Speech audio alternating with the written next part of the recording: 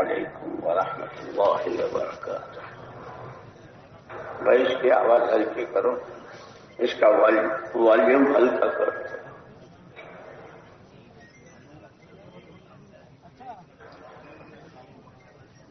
بسم اللہ الرحمن الرحیم۔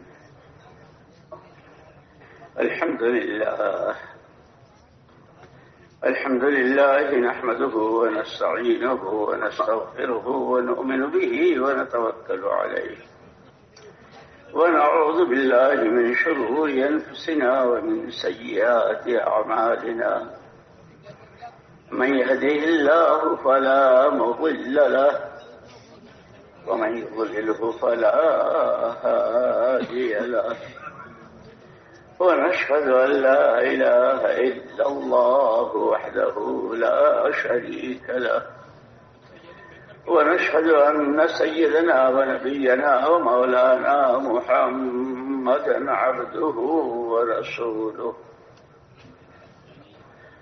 صلى الله تبارك وتعالى عليه وعلى آله وأصحابه أجمعين. أما بعد، فأعوذ بالله من الشيطان الرجيم. بسم الله الرحمن الرحيم. يا أيها الناس إن وعد الله حق فلا تغرنكم الحياة الدنيا ولا يغرنكم بالله الغرور.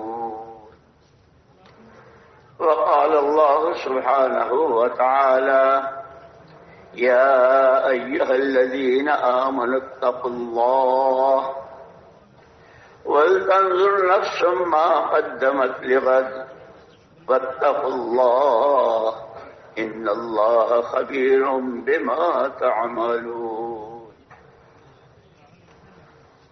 وقال رسول الله صلى الله عليه وسلم: الدنيا دار من لا دار له. وقال رسول الله صلى الله عليه وسلم: لا تحاسدوا ولا تباغضوا ولا تدابروا وكونوا عباد الله إخوانا، أو كما قال رسول الله صلى الله عليه وسلم.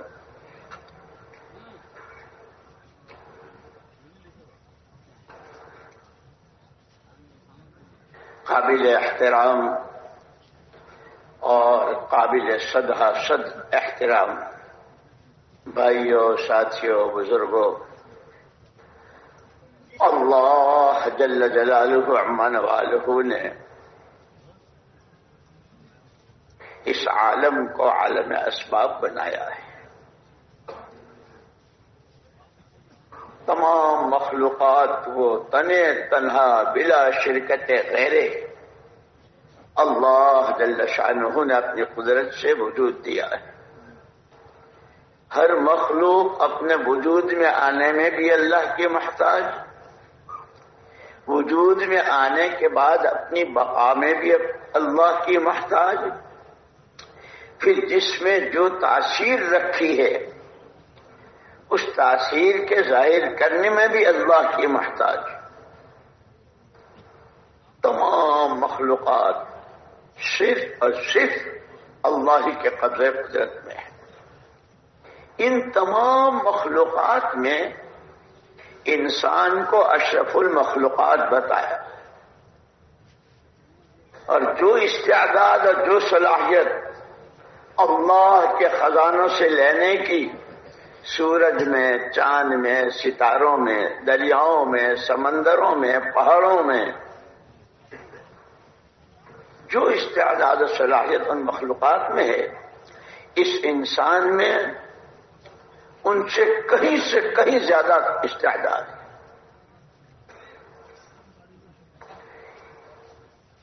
اس لیے ہم کہتے ہیں ازلی تو صرف اور صرف اللہ کی ذات ہے، اس کی ابتدا ہے نہ انتہا ہے، ہمیشہ سے ہمیشہ اپنی تمام ذات و صفات کے ساتھ.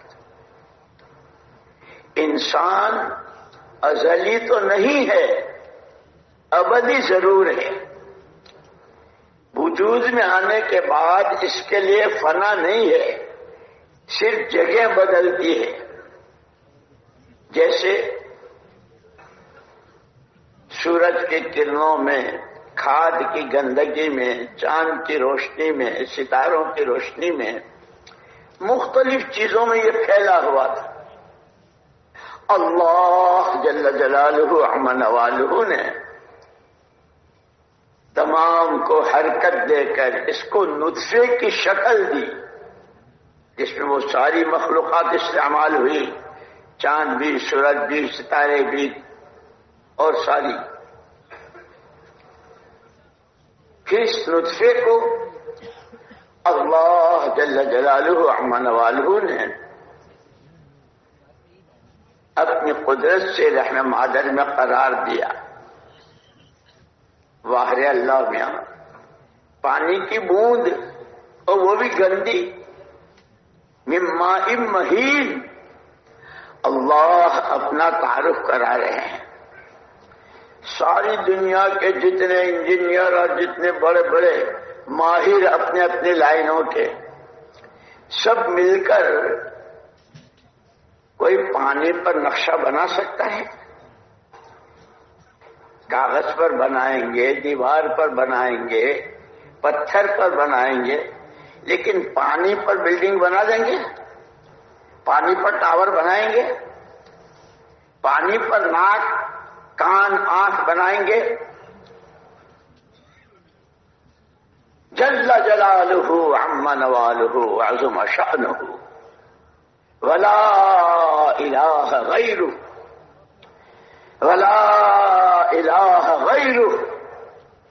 اس ایک اکیلے اللہ نے اس مائع مہین پر بہت ہی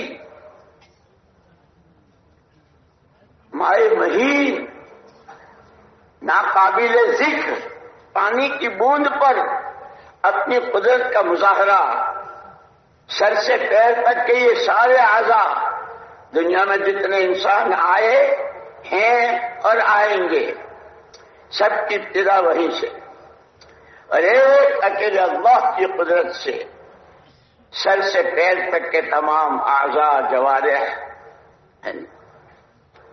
اس لیے دعا میں بتایا کہ یہ دعا مانگا کرو، اللہم ان قلوبنا ونواصینا وجوارحنا بیدک۔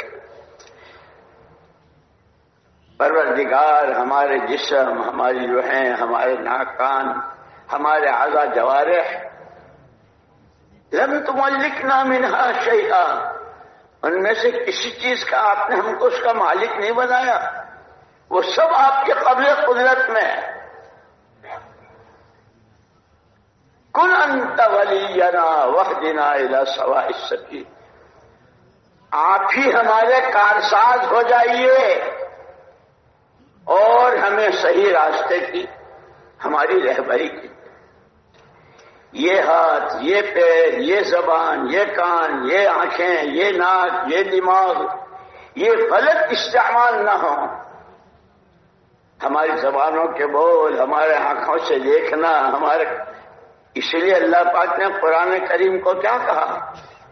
ھدی للناس، ہم نے جو تمہیں کتاب دی ہے اپنے نبی کے راستے سے، قرآن کریم جو تمہارے درمیان تمہیں ورثے میں اور میراث میں دے کر گئے ہیں، جیسے آپ نے ایک موقع پر فرمایا ترکت فیکم امرین، تمہارے درمیان دو عظیم طاقتیں چھوڑ کے جا رہا ہوں، اور گارنٹی اور ضمانت، اگر تم نے یہ طے کر لیا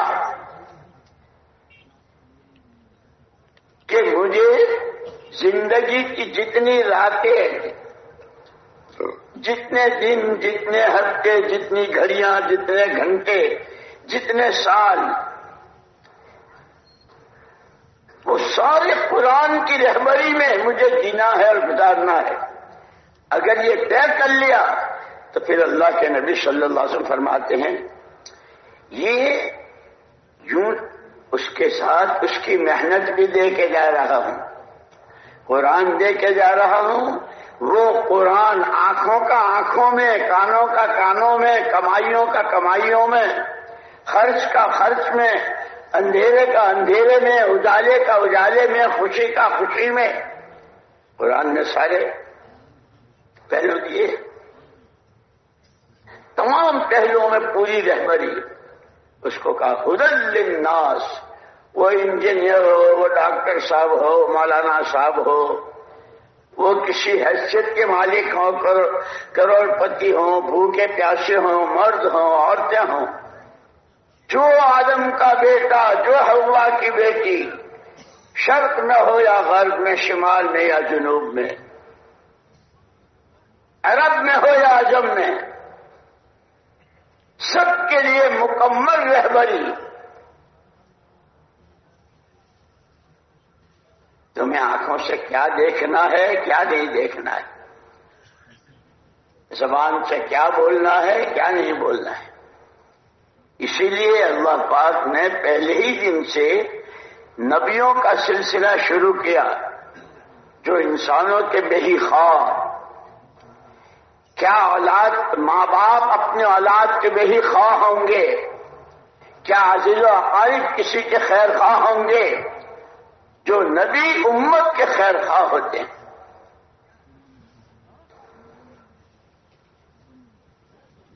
اسی لیے حضور اکرم صلی اللہ علیہ وسلم کی شان بتائی۔ تم پہچانتے ہو تمہارے نبی کو؟ لقد جاءکم رسول من انفسکم عزیز علیہ ما عنتم حریص علیکم بالمؤمنین رؤوف الرحیم۔ تمہاری میں سے ایک نبی برحق کو اللہ نے بھیجا،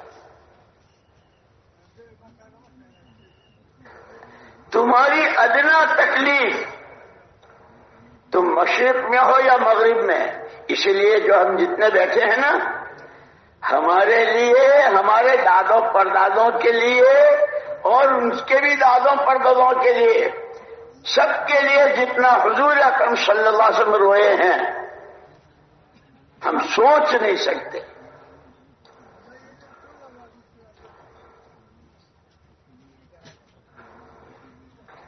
نماز میں ہے وَامْتَازُوا الْيَوْمَ أَيُّهَا الْمُجْرِمُونَ، کہ وہ قیامت کا میدان ہوگا، اولین و آخرین، جن و انس سب کے بیچ میں اعلان ہوگا، او پاپیو، او گنہگارو، نیکوکاروں سے چھٹ جاؤ، الگ ہو جاؤ۔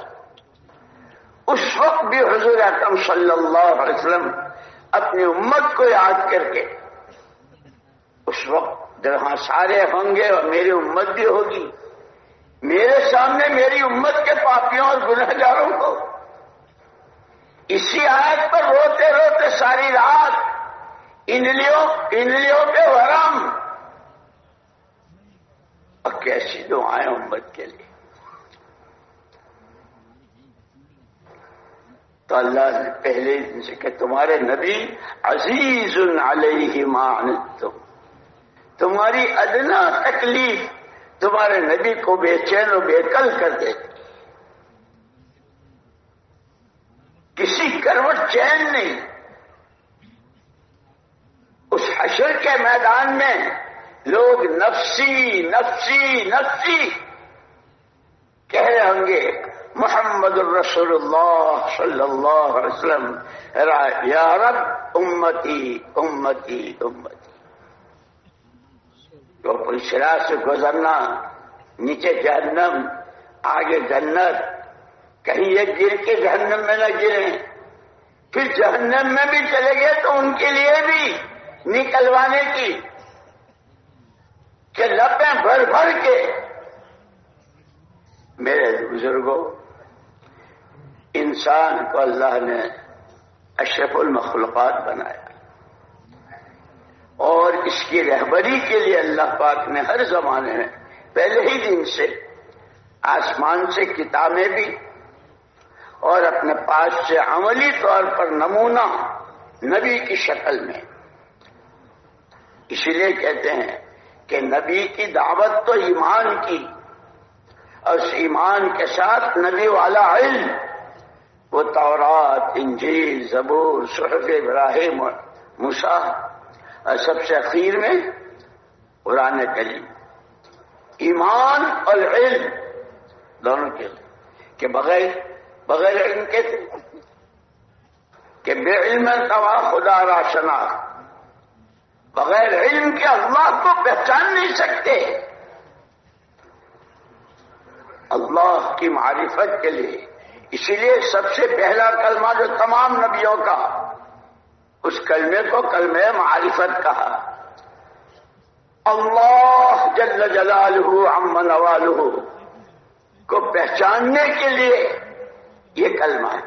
اس کی معرفت، اس کی قدرت کو سمجھو، اس کے خزانوں کو سمجھو، اس کی ذات و صفات، اس کے اسماء حسنہ. کیا کہنے اللہ، اللہ الصمد، قل هو اللہ احد، اللہ اکیلا ہے، تنہا ہے، بلا شرکت غیر ہے، بے نیاز، کسی مخلوق کی کہیں سے کہیں اللہ کو ضرورت نہیں ہے. ہر مخلوق اللہ کی محتاج. یہاں تک کہ ایک مرتبہ جبریل امین علیہ الصلوۃ والتسلیم جو وحی لے کے آیا کرتے تھے، 15 دن تک کے لیے روک دیے گئے تھے. 15 دن کے بعد جب آئے تو جبریل امین علیہ الصلوۃ والتسلیم پوچھا، جبریل تم آتے نہیں؟ وما نتنزل الا بامر ربک، پیارے پیغمبر صلی اللہ علیہ وسلم، ہم تو آپ کے پروردگار کے حکم کے تابع ہیں. وہ بھیجیں تو ہم آتے ہیں، وہ روکیں تو ہم رک جاتے ہیں. ہر مخلوق پر تنہا اللہ کا قبضہ ہے.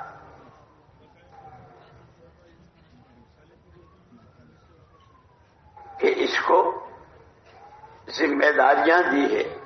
تم دنیا میں کیوں ہو؟ تمہیں کرنا کیا ہے؟ مخلوقات تو ہم نے بہت پیدا کی، اور یہ بھی کہہ جائے کہ یہ سب تمہارے ہی لیے ہے، لیکن تم، جیسے حضور اکرم صلی اللہ علیہ وسلم نے خود فرمایا کہ دنیا تمہارے لیے پیدا کی گئی اور تم آخرت کے لیے. اس کے اسباب بھی اللہ نے دیے. جیسے دنیا میں بھوک کے لیے کھانا ایک سبب ہے، بیماری کے لیے دوا سبب ہے نہیں؟ سردی کے لیے کپڑا اوڑھنا، گرمی میں ہوا کا انتظام، سفر حضر میں مختلف حالات میں اس کے اسباب ہے. یہ کہ جو آخرت، جو اصل ٹھکانہ ہے،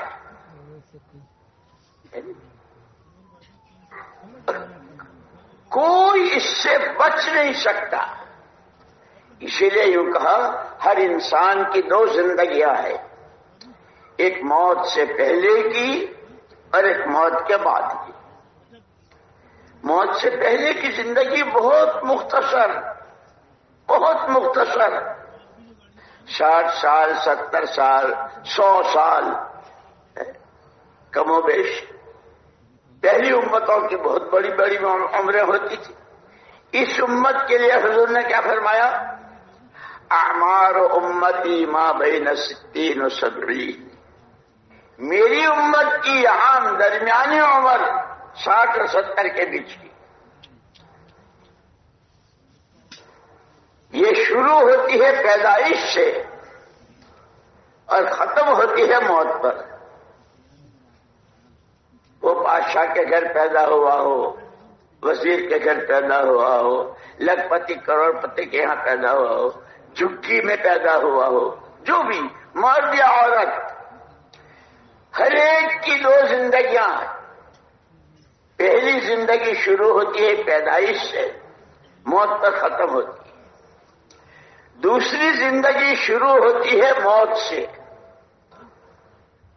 جب سے دنیا شروع ہوئی اور دنیا میں موت کا سلسلہ شروع ہوا، کتنے گئے بادشاہ، رانیاں اور شہزادے اور کون جو گیا وہ آیا نہیں، اور جو جاتا ہے اس کو آنا نہیں، کہ وہ ہمیشہ ہمیشہ کی زندگی. لیکن عجیب بات بتائی، وہ ہمیشہ ہمیشہ کی زندگی، اس کے لیے یہ چند روزہ زندگی بہت کانٹے کی اور بہت قیمتی. تمہاری زندگیوں کے سانس، تمہاری آنکھوں کی پلکیں، تمہاری آنکھوں کا جھپکنا، کہ ایسا قیمتی ہے، ایسا قیمتی ہے کہ اس کے ذریعے آخرت کے بڑے بڑے سودے. اور اگر اس کو غلط استعمال کیا تو پھر وہاں کی سزائیں بھی سنا دی ہے. اسی لیے کہا یا ایھا الناس ان وعد اللہ حق. اللہ کے وعدے اور اللہ کی طرف سے وعیدیں، یہ جو ہماری فضائل اعمال اور فضائل صدقات، جو روزانہ کی تعلیم چلے میں، سہ روزہ میں، 4 مہینے میں، 7 مہینے میں، سال میں، پیدل سواری، اندر باہر، مرد عورتیں، علماء، جتنے بھی اس محنت میں، کہ جس طرح ایمان کی دعوت ہے اسی طرح سیکھنا سکھانا، کس عمل کی کیا فضیلت. اب جیسے ہم یہاں بیٹھے ہیں نا، کیوں بیٹھے ہیں؟ کہ اس کے پیچھے کوئی غرض نہیں، صرف اللہ کا دین دنیا میں زندہ ہو جائے. اب دنیا میں زندہ ہو جائے اس سے پہلے، سب سے پہلے ہم دیندار بن جائیں. پھر اپنی ذمہ داری میں کہ اپنی ذات سے دیندار ہوتے ہوئے یہ دین کی سوغات ہر گھر، ہر در، ہر فرد بشر تک، مشرق، مغرب، شمال، جنوب، دیہات، گلیاں، کوچے، شہر، صوبے، ملک، عالم کی 4 سمتوں میں اس کو سمجھنے، اس کو سیکھنے، اس کی نیتیں اور اس کے تقاضوں پر اپنی جان و مال کو کھپانا ہے. یہی ہمارا سرمایہ ہے، یہی ہمارا اساسہ ہے، اور اسی پر ہماری ساری زندگی کا، دنیا اور آخرت کی زندگی کا دار و مدار. اس کے لیے سارا مجمع ہے. اسی لیے اس مجمع کو دیکھ کر اللہ کتنے خوش ہوتے. وہ فضائل کی کتابوں میں کہ جہاں اللہ کے بندے اس طرح جمع ہوتے ہیں، قرآن حدیث کی، اللہ رسول کی، ایمان و اعمال و آخرت کی باتیں ہوتی ہے، زمین سے لے کے آسمان تک فرشتے انہیں اپنے پروں میں، اور مجلس کے ختم ہونے سے پہلے پہلے ان کی بخشش کا اعلان. اسی کے ساتھ یہ بھی کہا کہ جہاں اللہ پاک نعمتیں دیتے ہیں، یہ بہت بڑی نعمت ہے، یہ کار نبوت ہے، یہ نبوت والی نعمت ہے. لیکن ساتھ کے ساتھ اللہ کے ہاں اللہ کے ضابطے بھی ہیں. لئن شکرتم لأزیدنکم، اگر میری نعمت کی قدر کرو گے تو پھر دیتا ہی رہا کروں گا، بڑھاتا ہی رہا کروں گا، نسلوں تک. لأزیدنکم. اسی لیے ہمارے حضرت مولانا عبید اللہ صاحب رحمۃ اللہ علیہ فرماتے تھے کہ صحابہ کرام رضوان اللہ تعالی علیہم شروع میں تو وہ 600 سال کا عرصہ جو جہالت میں اور شرک میں گزرا، جب اللہ پاک نے ایمان سے نوازا، کیونکہ صحابہ کی تمام تر ترقی، اور کیسی ترقی ہوئی؟ ہم مصابیح الہدی، قیامت تک آنے والے انسانوں کے لیے ہدایت کی روشنی کے چراغ صحابہ کرام رضوان اللہ اجمعین۔ آدمی ہمارے جیسے ہاتھ پیر ناک کان اعضاء جوارح، لیکن وہ اندر کی کہ نعمت۔ ایک مرتبہ حضور اکرم صلی اللہ علیہ وسلم حجر شریف سے مسجد میں تشریف لائے۔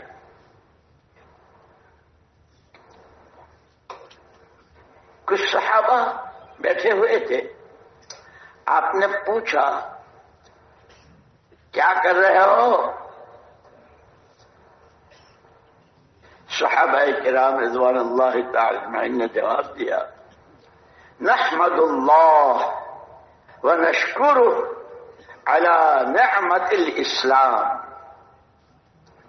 اللہ کی حمد و ثنا اور اس کی شکر گزاری کر رہے ہیں کہ جس نے ہمیں اسلام کی نعمت سے نوازا۔ اس لیے کہ اس سے پہلے تو تھا ہی شرک ہی شرک، کفر ہی کفر۔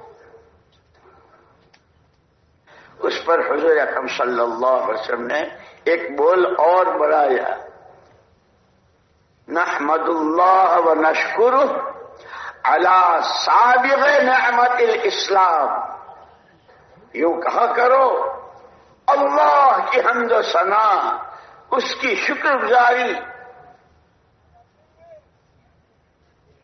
اسلام کی مکمل نعمت پر،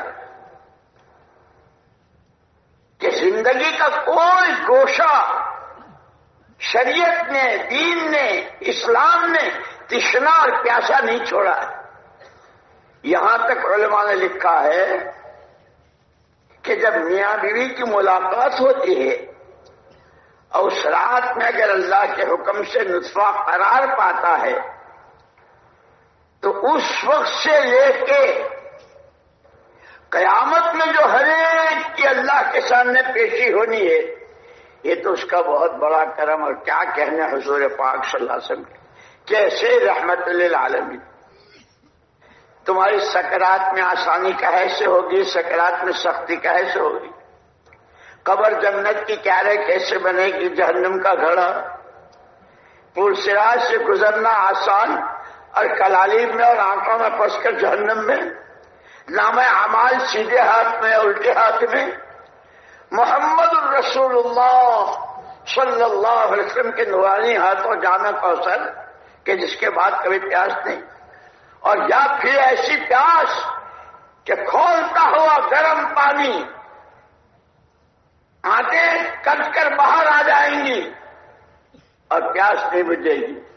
وہ سارا ایسا بتا دیا، قبر میں کیا پوچھا جائے گا، ایسے ہی وہ اللہ کے سامنے کی پیشی، زندگی کہاں بتائی، جوانی کہاں لٹائی، مال کہاں سے کمایا، خرچ کہاں کیا۔ اس لیے بتایا نا فضول خرچی کرنے والے تو اللہ کی نظروں ہی سے گر جاتے ہیں۔ ان اللہ لا يحب المسرفین۔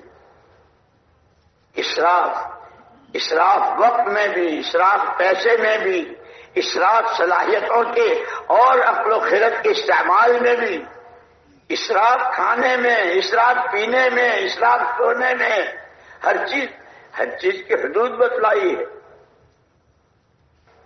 اس لیے جو سورہ کہف پڑھتے ہیں نا جمعہ کے دن، حضرت موسیٰ اور ان کے ساتھی علیہ الصلوۃ والسلام تشریف لے جا رہے تھے، راستے کا ناشتے دان ساتھ تھا، اس میں مچھلی تھی۔ اللہ کی شان مچھلی، اللہ تو اللہ ہے، جب چاہے جہاں چاہے جو چاہے، جب چاہے جہاں چاہے جو چاہے، جس طرح چاہے اپنی قدرت کا مظاہرہ کر دے۔ ناشتے دان سے مچھلی زندہ ہو کر اچھل کر سمندر میں چلی گئی۔ حضرت موسیٰ علیہ السلام نے اپنے ساتھی سے کہا، لقد لقینا من سفرنا ھذا نصبا، بھائی ہم تو اس سفر میں بہت تھک گئے، تھک کے چور ہو گئے. آتنا غداءنا،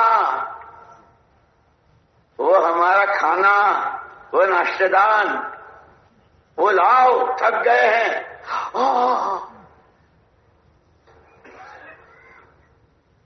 وہ تو مچھلی سمندر میں چلی گئی. ارے یہ تو کیا کہ جی جہاں ٹھہرنا تھا وہاں ٹھہرنا نہیں ہوا. جس چٹان کے پاس، جس پتھر کے پاس، فلما جاوزا قال لفتاه آتنا غداءنا، جس پتھر کے پاس رکنا تھا، جو منزل تھی، منزل سے آگے نکل گئے. اب تکان ہو گئی. اللہ جزائے خیر دے علماء کرام کو. اسی لیے بار بار کہتے ہیں سیکھنا سکھانا ہماری اس محنت کا بہت اہم جز ہے، علم حاصل کرنا.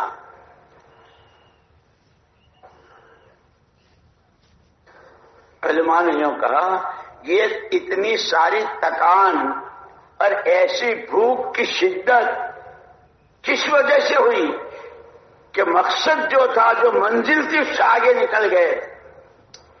کیونکہ یہ ساری زندگی کے لیے، تاجروں کے لیے، کاشتکاروں کے لیے، مردوں کے لیے، عورتوں کے لیے، عوام کے لیے، خواص کے لیے، مشرق والوں کے لیے، عرب کے لیے، عجم کے لیے، مغرب والوں کے لیے زندگی کا ایک مقصد بتایا ہے.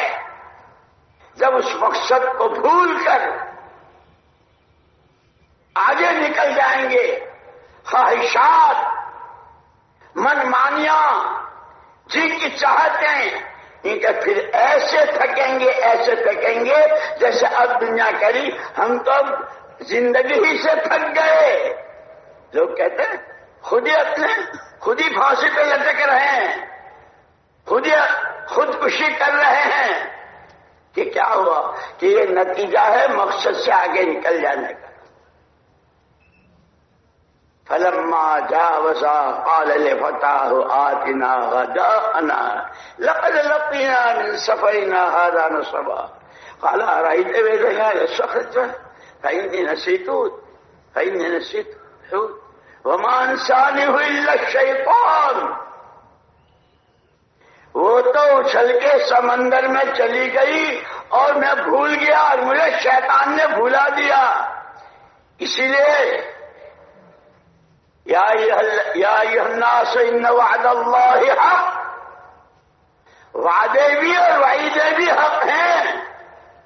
مقصد زندگی بتایا، اچھے اعمالوں پر یہ دیں گے دنیا میں بھی اور آخرت میں بھی. وعیدیں برے عملوں پر، گناہوں پر، نافرمانیوں پر دنیا بھی اجیرن بن جائے گی، جہنم قلعہ بن جائے گا. اگر گھریلو زندگی میں میاں بیوی اور اولاد بے دینی کی، بددینی کی، خدا فراموشی کی، نبی کا دامن چھوڑ کر نہ جانے کس کی چال چلنے کی گزارتے ہیں، تو چاہے بنگلہ ہو، کوٹھی ہو، جہنم قلعہ بن جائے گا. اور اگر زندگی کا مقصد کہ کیوں پیدا ہوئے ہو کہ اللہ کی فرما برداری کے لیے، اطاعت کے لیے، حکموں والی زندگی جینے کے لیے، اور وہ زندگی آئے گی جب نبی کا دامن تھامیں گے کہ لقد کان لکم فی رسول اللہ اسوۃ حسنہ، تمہارے لیے بہترین نمونہ ہر چیز میں. آدمی گھر میں کیسے رہے، باہر کیسے رہے، مسجد میں، مسجد سے باہر، اپنوں میں، پرایوں میں، اندھیرے میں، اجالے میں. اس لیے میں کہہ رہا تھا کہ علماء نے بڑی عجیب بات کہی. اسلام کی خصوصیت، اسلام کا مکمل دین ہونا، الیوم اکملت لکم دینکم، کہ کیسا مکمل ہے کہ نطفے کے رحم مادر میں قرار پانے سے لے کر قیامت میں اللہ کے سامنے کی پیشی، حوض کوثر پر محمد صلی اللہ علیہ وسلم کے سامنے کی حاضری، نام اعمال کی تقسیم، جنت جہنم کے فیصلے، اور اس سے پہلے یہاں دنیا میں کھانا کمانا پینا پہننا اوڑھنا سردی گرمی بیماری تندرستی کہ کوئی گوشہ تشنا نہیں چھوڑا. ہر قدم پر مکمل رہبری ہے محمد الرسول اللہ صلی اللہ علیہ وسلم کی شریعت مبارکہ. اسی لیے قرآن نے کہا ایمان والوں سے یا ایھا الذین آمنوا ادخلوا یا ایھا الذین آمنوا ادخلوا فی السلم کافہ. او ایمان کے دعوے دارو، ہم ایمان والے ہم ایمان والے. یہ تو بہت اللہ کا بڑا کرم ہے، اس نے ایمان سے نوازا ہے جیسے صحابہ شکر ادا کر رہے. لیکن ساتھ کے ساتھ قرآن کہہ رہا ہے ایمان والو اسلام میں مکمل داخل ہو جاؤ پورے طور پر، ایک پیر باہر ایک پیر اندر. نفلیں بھی ہے، عمرے بھی ہیں، حج بھی ہے اور صدقہ خیرات بھی ہے، چلے 4 مہینے 7 مہینے اور سال بھی ہے، اور کمائیاں حیران کی ہے. مجھے یاد آیا ہمارے یہاں ہندوستان میں جو ملک کے صدر ہوتے ہیں ان کا یونیفارم شیروانی ہوتا ہے. صدر جو ہے وہ شیروانی پہنتا ہے. وہ شیروانی جن کے یہاں بنتی تھی علی گڑھ میں، وہ ہمارے ایک اب ظاہر بات ہے کہ جہاں صدر کی شیروانی جس کی دکان پر بنتی ہوں گی اور لوگ کتنے اس میں، بھئی ہماری بھی ہمارا بھی ہماری بھی ہمارا بھی. لیکن ہماری تو وہ جو گھر گھر کی ملاقاتیں ہیں نا، کوئی بھائی نہ بچے کوئی گھر نہ بچے.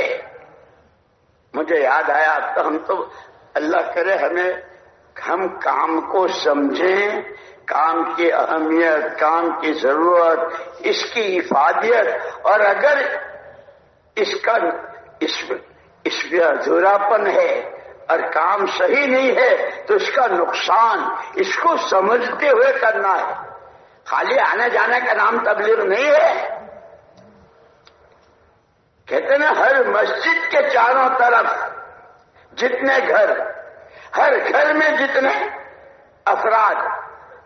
مجھے یاد ہے ہم ایک مرتبہ امریکہ میں تھے، یہ ہمارے بھائی فاروق صاحب وغیرہ ہم لوگ سب ساتھ ایک جگہ کی کارگزاری سن رہے تھے. تو انہوں نے پوچھا کہ بھئی تمہارے یہاں کوئی مسجد ایسی ہے کہ جس نے اپنے مسجد کے چاروں طرف کے سارے گھروں کی ملاقات کی ہو؟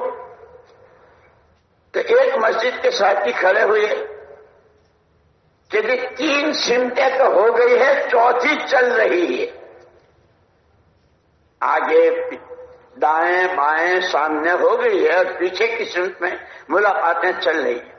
پھر انہوں نے پوچھا کہ اچھا کوئی گھر ایسا ہے کہ جس کے ہر فرد سے ملاقات ہوئی ہو اور اسے اللہ رسول کا پیغام سنایا ہو، آخرت سمجھائی ہو، مرنے کے بعد کا فکر دلایا ہو؟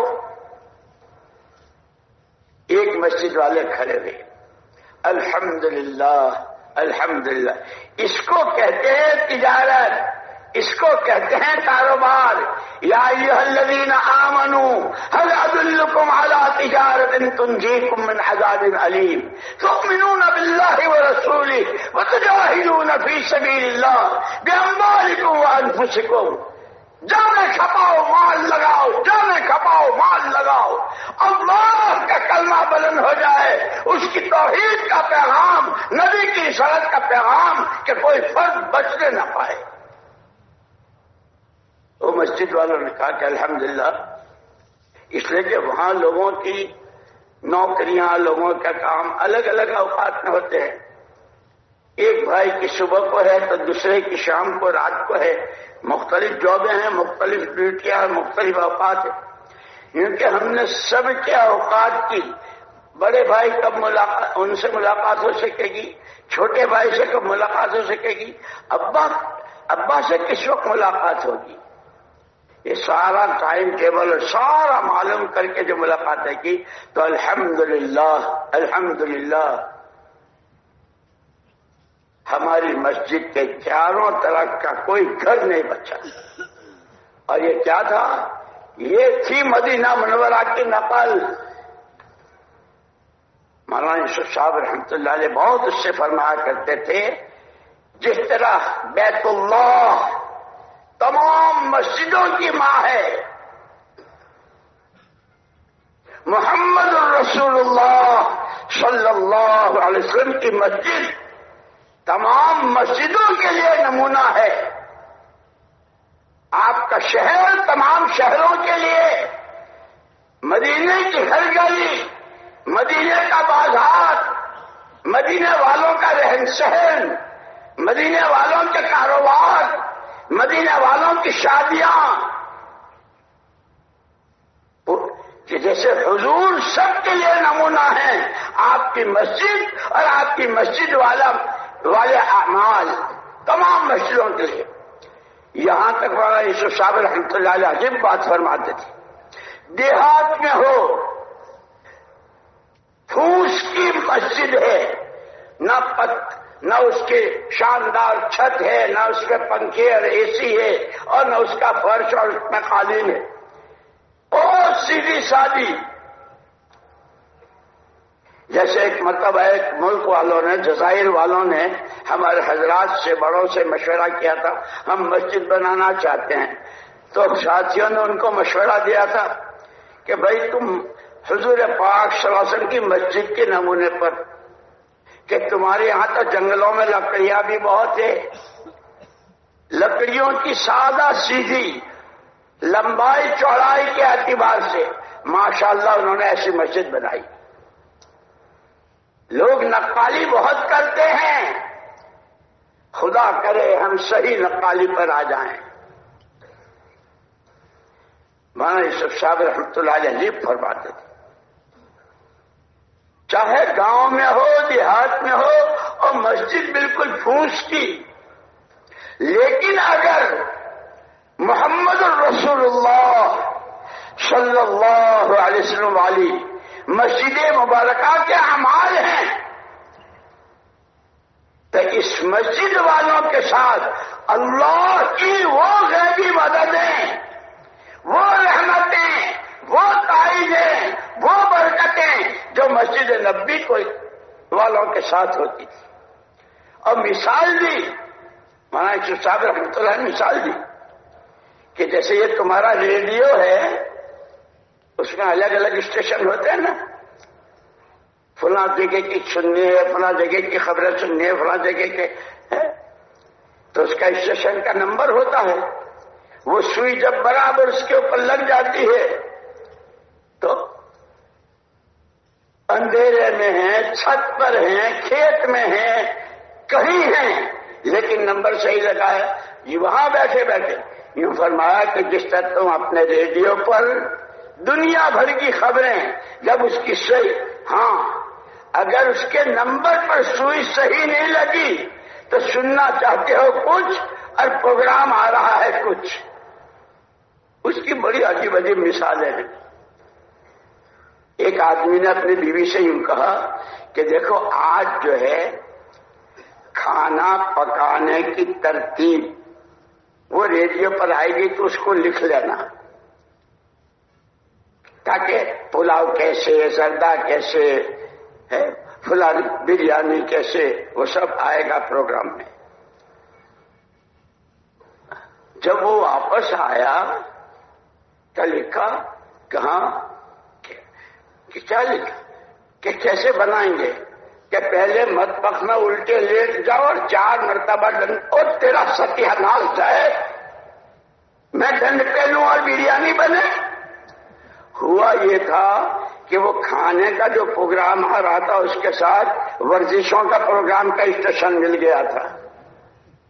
اسی لیے بار بار کہتے ہیں اس کام کو ادھر ادھر کی چیزوں میں مت ملاؤ، صاف ستھرا دعوت ایمان کی، تعلیم فضائل کی، نماز اہتمام سے 5 صفات کے ساتھ اللہ کا ذکر صبح و شام، قرآن کی تلاوت، بڑوں کی سرپرستی، مشورے کے تابع ہو کر۔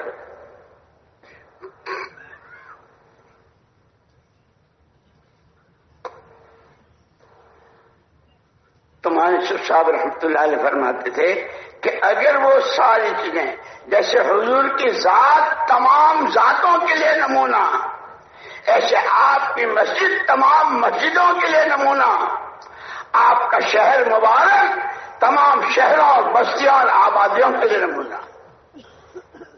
اسی لیے کہا قرآن نے لمسجد اسس علی التقوى من اول یوم احق ان تقوم فیہ فیہ رجال یحبون ان یتطہروا واللہ یحب المطہرین۔ پیارے نبی صلی اللہ علیہ وسلم، یہ مسجد جس کی بنیاد پہلے دن سے خوف خدا پر اور تقوی پر ہے، یہ مسجد زیادہ حقدار ہے آپ کا قیام اس مسجد میں ہونا چاہیے۔ وجہ اس کا فرش، اس کا قالین، اس کے ممکمے، اس کے فنس، تو وہاں کہاں، وہاں تو پیشانی پر کیچڑ لگ جاتی تھی بارش میں۔ فیہ رجال، اس مسجد، یہ مسجد زیادہ حقدار ہے آپ کے قیام کی۔ کیوں؟ کہ اس میں آدمی ہیں۔ ارے تو آدمی تو بہت ہوتے ہیں، کہاں آدمی نہیں ہے؟ نہیں، یہ جو ہم کہتے ہیں روز کہتے ہیں مسجد وال جماعت، مسجد وال جماعت، مسجد وال جماعت، یہ ہماری رہبری ہے۔ فیہ رجال، اس مسجد کے سارے مصلیوں کی اصلی صفت یحبون ان یتطہروا۔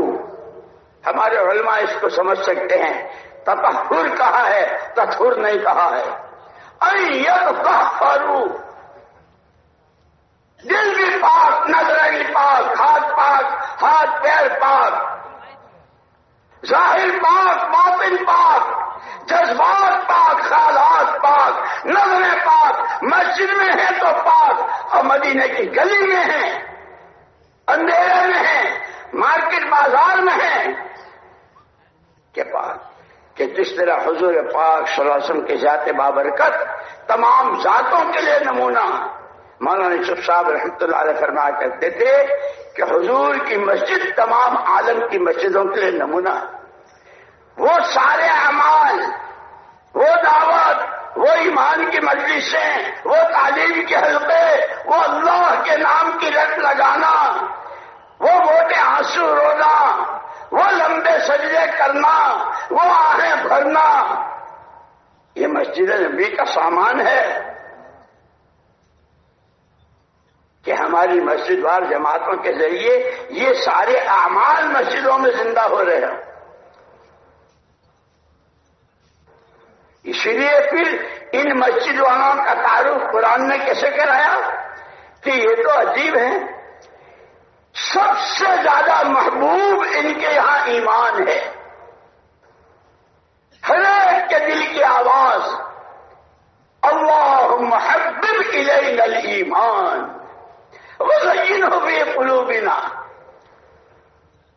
اس کے مقابلے کی جتنی چیزیں ہیں وہ کفر ہے، شرک ہے، وہ نفاق ہے، شقاق ہے، وہ جھوٹ ہے، وہ سود ہے، وہ گالم گلوچ ہے، وہ غیبتیں ہیں، وہ تہمتیں ہیں، وہ بدگمانیاں ہیں، اس سب کو ہمارے دلوں سے انتہائی ناگوار اور ناپسند کر دے۔ آگے کہ یہ کیسے ہیں؟ رحماء بینہم، باغ والے بھی ہیں، غریب بھی ہیں، بڑے تاجر بھی ہیں، اپنی زکوٰۃ کا مال لے کر مدینے کا سارا چکر کاٹ کر کوئی لینے والا نہیں ہے، ایسے مالدار بھی ہیں، اور ایسے بھی ہیں کہ جن کے گھر کے کئی دن سے چولہے ہی نہیں جلے ہیں، لیکن رحماء بینہم، ایسے معلوم ہوتے ہیں جیسے ایک ہی ماں باپ کے تراہم رکعا سجدا، ان کا غریب، ان کا امیر، ان کا مرد، ان کی عورت، ان کی کنواری، ان کی نانیاں، دادیاں، چھوٹے بڑے مرد، عورتیں، جب کبھی کوئی مسئلہ آیا، نماز پڑھو اللہ سے کہو، نماز پڑھو اللہ سے کہو، پورا ماحول تراہم رکعا سجدا۔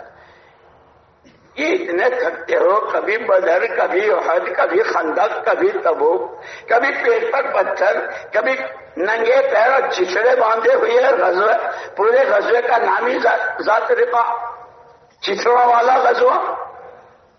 آخر کیوں؟ کیا چاہتے ہو؟ یبتغون فضلا من اللہ ورضوانا، سوائے اللہ کی رضا، اللہ کے فضل کے کچھ نہیں چاہتے، اللہ کا فضل، اللہ کی رضا۔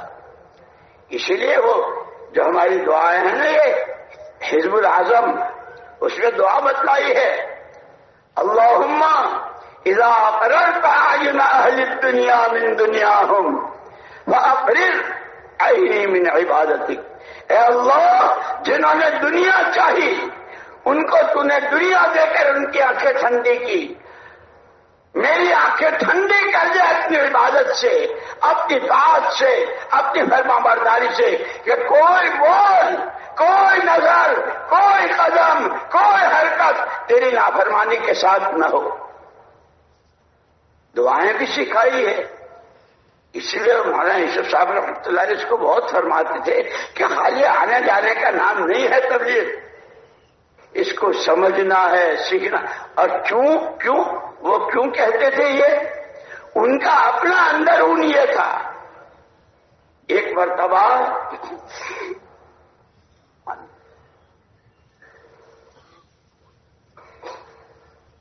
اپنے حجرے کی چوکھٹ پر کھڑے تھے، دونوں ہاتھ دروازے دونوں پٹوں پر، مدراس کے ایک حاجی صاحب جا رہے تھے دسترخوان سے کھانا کھا کر۔ حاجی صاحب کھانا کھا لیا؟ نہیں کھایا۔ ارے حضرت کو بہت تعجب ہوا، تو جو خادم تھے ہمارے مولوی معین صاحب، اللہ ان کی مغفرت فرمائے، ارے معین انہوں نے کھانا، حضرت میں نے خود کھلایا ان کو۔ حاجی صاحب یہ تو کہہ رہے ہیں ہاں نہیں حضرت روٹی کھائی، کھانا نہیں کھایا۔ وہ مدراس والے چاول کو کھانا کہتے ہیں۔ بسم اللہ۔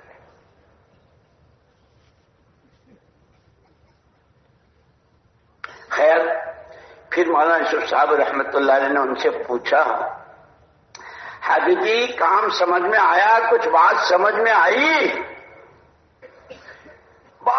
حضرت سمجھ گئے، جیسے ہم کہتے ہیں میں، اور بات پہ ایسا کہتے ہیں کہ جو تبلیغ میں سمجھاؤں وہ تو کوئی سمجھا ہی نہیں ہے۔ مولانا یوسف صاحب رحمۃ اللہ علیہ نے جب ان حاجی صاحب نے یوں کہا کہ حضرت سمجھ گئے، مولانا یوسف صاحب رحمۃ اللہ نے بہت ٹھنڈا سانس، حاجی جی ہمارے واسطے بھی دعا کر دو، 20 سال سے اس مسجد میں پڑے ہیں۔ مولانا یوسف صاحب رحمۃ اللہ علیہ فرما رہے ہیں 20 سال سے اس مسجد میں ہیں، ابھی تک دعوت، اس کی عظمت، اس کی حقیقت، اس کی طاقت، اس کی حفاظت ابھی تک ہماری سمجھ میں، ہمارے واسطے بھی دعا کر دو۔ تو کیا مولانا یوسف صاحب رحمۃ اللہ علیہ بناوٹ کر رہے ہیں؟ ان کی اندر کی آواز یہ تھی کہ ابھی تک میں نہیں سمجھا۔ یہی حال مولانا سید احمد خان صاحب رحمۃ اللہ علیہ کا تھا۔ مدینہ منورہ میں رہتے تھے، ساری عمر گزری، لیکن جب کسی تقاضے پر عمرہ کر کے ہوئے جاتے تھے، جب بیت اللہ پر آتے، ملتزم سے چمٹ کر، اے اللہ یہ دن آ گئے، اتنے دن ہو گئے، یہ عمر ہو گئی، اور تیرے یہاں دعائیں قبول، اور یہ ملتزم، اے اللہ اس سفر میں تو دعوت سمجھا دے، اس سفر میں تو دعوت سمجھا دے۔ تو وہ کوئی تصنع تھا؟ اندر کی آواز. اسی لیے میرے دوستو یہ اجتماعات، یہ مجمع اور یہ سارے مذاکرے اور ساری تقریریں کہ خدا بولنے والے کو بھی اور سننے والوں کو بھی کام سمجھائے. کام کیا ہے، اس کی طاقت، یعنی اس کی طاقت کا انداز اس سے تو لگاؤ. 600 سال کے شرک و کفر میں ڈوبے ہوئے، جہالت کے سمندروں کی ڈبکیاں کھائے ہوئے، پہلی صف میں محمد الرسول اللہ صلی اللہ علیہ وسلم کے سامنے حضور کے سر مبارک پر جب نبوت کا تاج رکھا گیا ہے اور آپ کو اللہ کا پیغام پہنچانے کے لیے اللہ نے ذمہ دار بنایا، کن کو سمجھانا ہے کہ یہ ہیں. لیکن وہ کیا ہوئے کہ ہم قیامت تک انسانوں کے لیے، قیامت تک انسانوں کے لیے روشنی کے چراغ، ہدایت کی روشنی کے چراغ. یہ اس دعوت کی طاقت. جب دعوت اپنے اصولوں کے ساتھ، اپنے صحیح نہج کے ساتھ، قربانیوں کی مقدار بڑھانے کے ساتھ، صرف اور صرف اللہ کو راضی کرنے کے جذبے کے ساتھ، ہر طرح کی اغراض سے، ہر طرح کی دنیا طلبی، نفس پرستی سے بالا تر ہو کر اللہ کا کلمہ بلند ہو جائے، نبی کی سنت، نبی کی راہ، نبی کا طریقہ ہر جگہ در پہنچ جائے. جب ایسا ایک مجموعہ تیار ہوتا ہے تو ان کے کندھے پر رکھ کر، ان کے کندھوں پر رکھ کر خدا ملکوں میں اور قوموں میں ہدایت کی ہوائیں چلاتے ہیں. ابھی ہم نے کام کو سمجھا. اس لیے میں کہہ رہا تھا کہ مولانا یوسف صاحب رحمۃ اللہ فرمایا کرتے تھے کہ جیسے حضور پاک صلی اللہ علیہ وسلم کی ذات بابرکت تمام ذاتوں کے لیے نمونہ، ایسے آپ کی مسجد تمام مسجدوں کے لیے نمونہ. وہ سارا اپنی مسجدوں میں زندہ کرنا ہے. کون آتے تھے، کیسے آتے تھے، ان کے ساتھ کیا ہوتا تھا. ایک مرتبہ آئے ہیں وائل ابن حجر حضرمی، شہزادوں کی حیثیت رکھنے والے، جو خواص قسم کے آتے تھے ان کے لیے اہتمام ہوتا تھا حضرت معاویہ رضی اللہ تعالیٰ کے گھر میں، کھانا آرام وغیرہ، خیمہ لگتا تھا. جب وائل ابن حجر حضرمی آئے تو حضرت معاویہ رضی اللہ تعالیٰ عنہ ننگے پیر، مہمان، ایسا نہیں کہ جماعت آئی. اچھا کہاں سے؟ اچھا جماعت ہے؟ ہاں جی ہاں. تو ایسا کریں آپ مسجد میں چلے جائیں، وہاں وہ بیت الخلا بھی ہے اور وضو کا بھی انتظام ہے، اور ایسا ہے شام کو جب ہمارے ذمہ دار آئیں گے تو وہ آپ کا کیا پہنچا کریں. ہر ایک ذمہ دار ہے. حضرت معاویہ رضی اللہ تعالیٰ دوڑے بعد ان کے لیے سواری لے کر آئے. وائل ابن حجر کو سواری پر سوار کیا. جلدی میں ننگے پیر حضرت معاویہ رضی اللہ تعالیٰ، ریت تپ رہا تھا، پیروں میں آبلے پڑ رہے تھے. بھائی وائل مجھے اپنے ساتھ پیچھے بٹھا لو، میں آپ کا ردیف ہے. تم عرب کے بدو، یہ مہمان کہہ رہا ہے جس کے گھر جا رہے ہیں. اسی لیے آنے والوں کا ہمارے حضرت رحمت اللہ علیہ نے سب سے آخری بیان میں جو کہا تھا، تقوی، توکل، تواضع، تحمل. دوسروں کی طرف سے تو ہوگا، اپنوں کی طرف سے بہت کچھ جھیلنا پڑتا اور برداشت کرنا پڑتا ہے. وائل ابن حجر جا رہے حضرت معاویہ کے گھر، انہی کی سواری پر ہیں اور کہہ رہے مجھے پیچھے بٹھا لو. ہے میری انسلٹ، کیا کہتے ہیں آج کل تو انگریزی بہت بولتے ہیں، میری انسلٹ ہو جائے گی، میری توہین ہو جائے گی۔ اچھا بھائی وائل ایسا کرو، اگر میرے تمہارے پیچھے بیٹھنے سے تمہاری توہین ہوتی ہے تو کم سے کم تم تو سواری پر ہو، ریت بہت گرم ہے، پیروں میں آبلے پڑ رہے ہیں، اپنی جوتی ہی دے دو۔ ہیں شہزادوں کی جوتی تم بدوؤں کے پیروں میں؟ اگر چلنا ہے تو یہ میرے گھوڑے کی جو چھاؤں ہے اس کی ٹھنڈک میں چلے چلو، گھر پہنچ جاؤ گے۔ انہی کے گھر جا رہے ہیں۔ تبلیغ یوں نہیں ہوتی ہے، دعوت یوں نہیں چلتی ہے، بہت کچھ جھیلنا پڑتا ہے۔ مہمان ہیں، ان کے گھر جا رہے ہیں، لیکن یوں کہہ رہے ہیں جب ساتھی قربانیاں دیتے ہیں، اللہ کے لیے جھیلتے ہیں، برداشت کرتے ہیں، اللہ کے ہاں سے ہر چیز کی ایک حد ہے۔ جب قربانیاں اپنی سطح کو پہنچ جاتی ہے، اخلاص اپنی سطح کو پہنچ جاتا ہے، موٹے آنسو اپنی سطح کو پہنچ جاتے ہیں، تنہائی کی آہیں، لمبے سجدے، جیسے حضرت موسیٰ علیہ السلام نے بنی اسرائیل سے کہا تھا، نمازیں پڑھو دعائیں مانگو، نمازیں پڑھو دعائیں مانگو۔ پھر اللہ نے فرعون کو کیسا غرق کیا؟ اللہ اپنی قدرت کے مظاہرے کرتے ہیں۔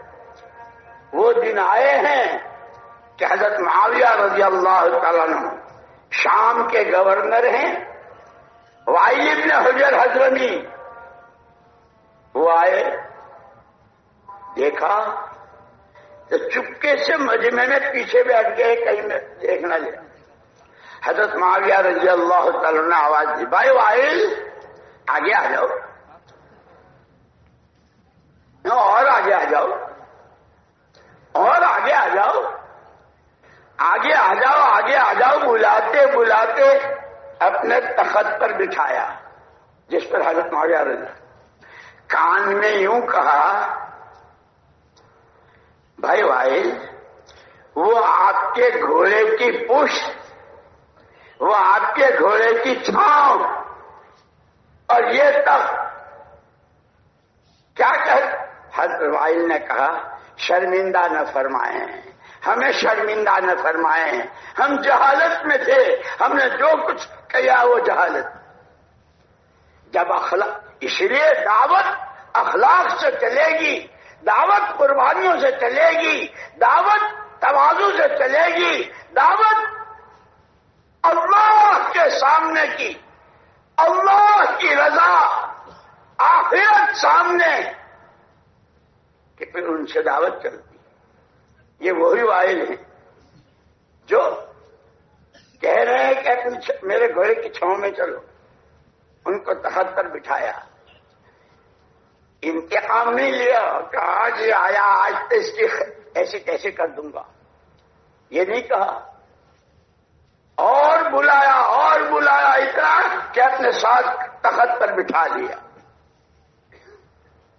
حضور پاک صلی اللہ علیہ وسلم کی ذات بابرکت تمام ذاتوں کے لیے نمونہ، حضور پاک صلی اللہ علیہ وسلم کی مسجد تمام مسجدوں کے لیے نمونہ، آپ کا شہر مبارک، آپ کے شہر کی ہر گلی کا ہر گھر کا ہر فرد،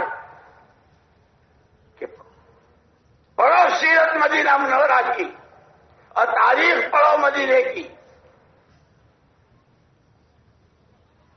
کہ حضور پاک صلی اللہ علیہ وسلم جب ہجرت کر کے تشریف لائے تھے تو اسی مدینے میں دو خاندانوں کی لڑائی 120 سال سے چلی آ رہی تھی، صلح کی کوئی شکل نہیں،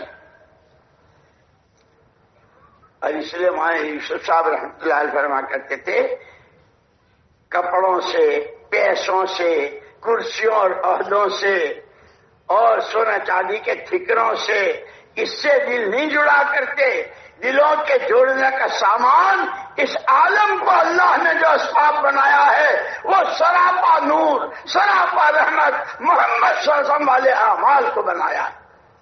غریب سے غریب امیر سے امیر تر سے جڑتا چلا جائے گا.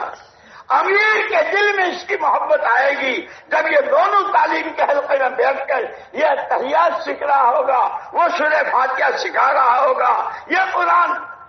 کیا ماں باپ کو اولاد سے محبت ہوگی جو کہ محبت کا سامان، محبتوں کا سامان وہ اعمال نبوت ہے.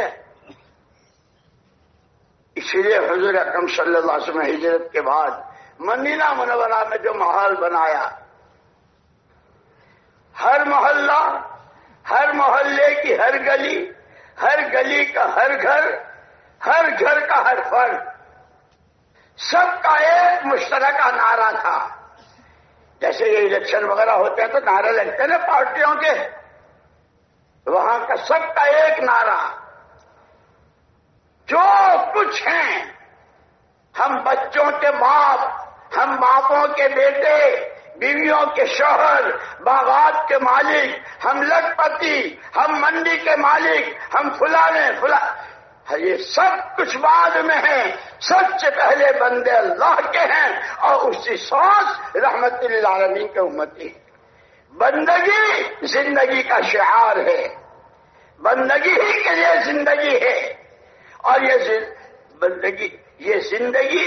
بندگی صحیح ہو نہیں سکتی جب تک کہ رحمت عالم صلی اللہ علیہ وسلم کا دامن اور آپ کا طریقہ، حکم اللہ کا، طریقہ نبی کا، حکم اللہ کا، طریقہ نبی کا. ماں یوسف صاحب رحمۃ اللہ علیہ فرمایا کرتے تھے، بہت آہیں بھر کر، بہت آہیں بھرتے تھے اور آنسوؤں کی لڑی بن جاتی تھی. ہاں، یا تو امت جیسے آج کل یہ طبقات ہے نا، یہ تاجر ہیں، یہ کاشتکار ہیں، یہ ڈاکٹر صاحبان ہیں، یہ انجینئر ہے، یہ پروفیسر ہے، یہ چنی ہے، یہ چنا ہے، یہ ای ہے اور آ ہے، یہ جتنے ہیں یہ سارے طبقات وہاں بھی تھے. لیکن مولانا یوسف صاحب رحمۃ اللہ علیہ فرماتے تھے، اس وقت کی امت جس کو حضور نے فرمایا خیر امتی قرنی، ہر جمعے کے خطبے میں امام پڑھتے ہیں، خیر امتی قرنی، میرے زمانے کی امت بہت اچھی. اس امت میں یہ سارے طبقات کے سب کے لیے حضور کی مہر ان کے اچھا ہونے کی، ان کے مکانوں کی وجہ سے، ان کے کپڑوں کی وجہ سے، ان کے دولتوں کی وجہ سے، ان کے قسم قسم کے کھانوں کی وجہ سے نہیں. یتلو علیہم آیاتہ ویزکیہم ویعلمہم الکتاب والحکمہ. ہر ایک ایمان کا داعی، ہر ایک اپنے دین کا 100% واقف اور اس پر عمل پیرا، اور ہر ایک کا دل صاف ستھرا، جن کی صفات بیان کی.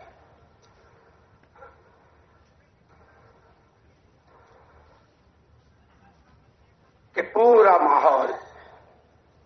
ماں یوسف صاحب رحمۃ اللہ علیہ فرمایا کرتے تھے اور بہت آہیں بھر فرماتے تھے کہ یا تو امت 100% امت کے ہر طبقے کا ہر فرد 100% اس کے دل کا رخ اللہ کا حکم، نبی کا طریقہ، اللہ کا حکم، نبی کا طریقہ. ان کے ہاں شادیاں بھی تھی، بچے بھی تھے، موت میت بھی تھی، کھانا کمانا بھی تھا، سفر حضر بھی تھا، بیماری تندرستی بھی تھی، لیکن یہ دو بنیاد تھی. مولانا یوسف صاحب رحمۃ اللہ علیہ بہت آہیں بھر کے یوں فرماتے تھے، ہائے ہائے اب امت کا تعارف ہی بدل گیا. اپنے مقام پر ہر ایک کی زندگی کی بنیاد حکم الہی، طریقہ نبوی، ہر ایک کو سبق سکھا رہے ہیں. اسی کے لیے پیدا ہوئے ہیں، یہی زندگی کا مقصد ہے. اور ماحول کیسا بنایا؟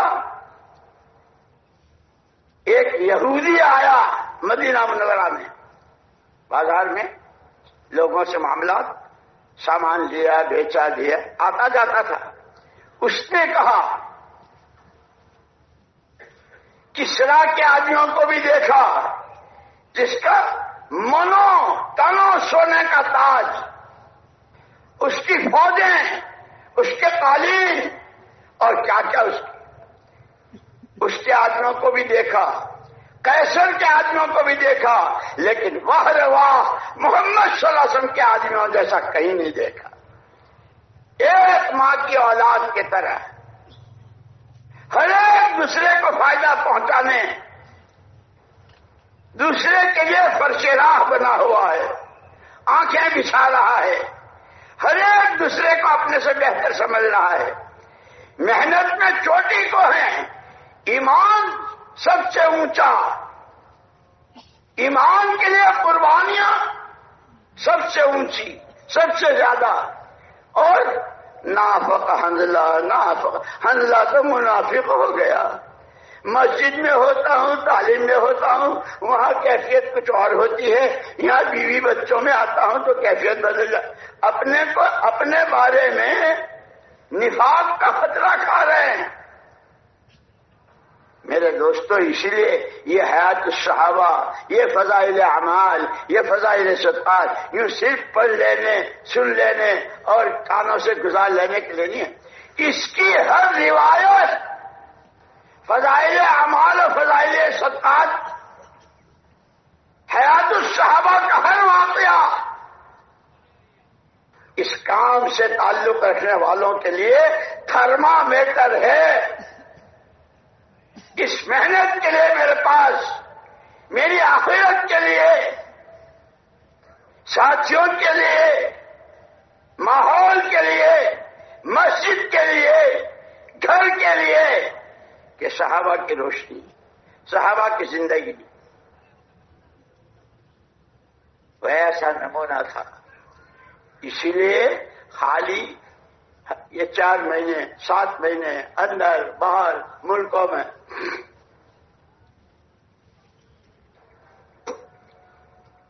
یہ تو مشق کرنے کے لیے ہے. جیسے یہ 6 نمبر اور یہ سارے مقام پر جو اعمال بتلاتے ہیں اپنی مسجد کے ساتھ، عمومی گشت، خصوصی گشت، جماعت میں نکلنے کے زمان میں جو تھا، یہ سارے یہ تو مشق کرنے کے لیے ہے کہ مشق کرتے کرتے جان، مال اور صلاحیت، آدمی کا اندرون و بیرون، ظاہر و باطن، نظریں اور کان، ہاتھ پیر، اس کی نیند، اس کا جاگنا محمد صلی اللہ علیہ وسلم کے سانچے میں ڈھل جائے جیسے صحابہ کا ڈھلا. اس لیے علماء نے لکھا ہے آدمی پہچانا جاتا ہے اس کی بات سے، کہ جو اللہ کو پہچاننا چاہے وہ اس کے کلام کو سمجھے. قرآن اللہ کا کلام ہے. جو اللہ کے کلام کو سمجھنا چاہے وہ محمد الرسول اللہ صلی اللہ علیہ وسلم کو سمجھے. جو محمد الرسول اللہ صلی اللہ علیہ وسلم کو سمجھنا چاہے وہ آپ کے صحابہ کو سمجھے. اسی لیے اما جان حضرت عائشہ صدیقہ رضی اللہ تعالیٰ عنہ کے پاس صحابہ کی جماعت آئی. اما جی آپ ہمارے لیے حضور کے اخلاق بیان کیجئے.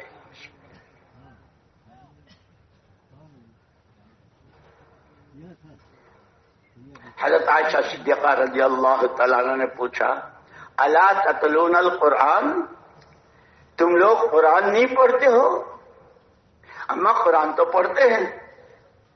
خلق القرآن، جو صفحات میں وہ لمحات میں، جو صفحات میں وہ لمحات میں کہ حضور پاک صلی اللہ علیہ وسلم کے حیات بابرکت کا کوئی لمحہ قرآن سے ہٹا ہوا نہیں. وہ قرآن خدا مجھے اور آپ کو اور قیامت تک آنے والی پوری امت کو میراث میں دے گئے ہیں. تمہارے درمیان ایک ہاتھ میں قرآن اور یہ قرآن زندگیوں میں آوے، اس کی محنت، دعوت اور جہد رسول. اس لیے دوستو خالی تقریریں نہیں، مجمع ہو گیا، تقریر ہو گئی اور نہیں، اب دیکھنا ہے یہ قرآن آنکھوں میں کتنا آیا.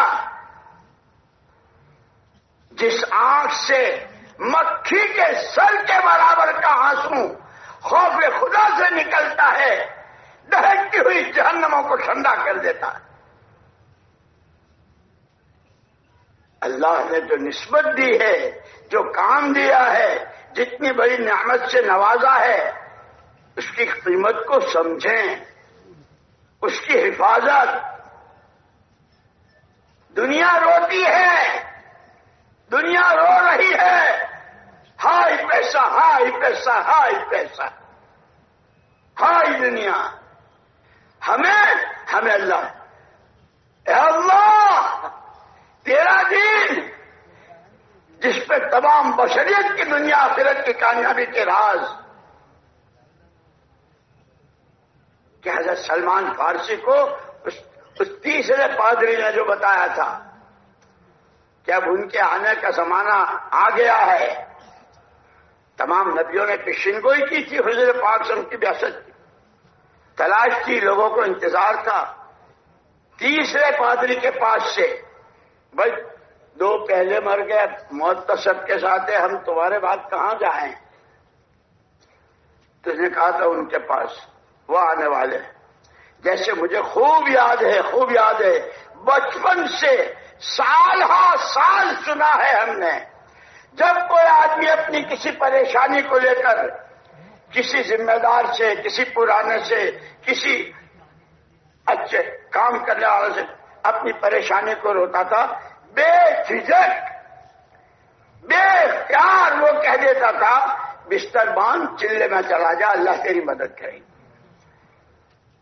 اس دعوت کو جس طرح سمجھا تھا، دعوت کے نتیجے میں جو ہدایت آتی ہے، دعوت کی طاقت کو، کہ کون ہے یہ بدر والے کون ہیں، یہ احد والے کون ہیں، یہ مہاجرین و انصار کون ہیں، کیا تھے اور کیا ہوئے، کہ قولوا لا الہ الا اللہ، قولوا لا الہ الا اللہ تفلحوا۔